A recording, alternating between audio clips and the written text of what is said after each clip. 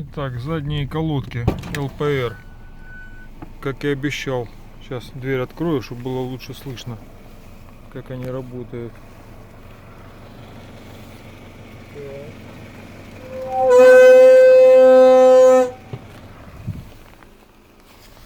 А вы думаете, нужно покупать такие колодки или нет? Ну, прикол в том, что вот так вот, как только выезжаешь, они пищат со страшной силой. Ну, это буквально, если проехаться минуту, они разогреваются, все, звука нет вообще, только на холодную.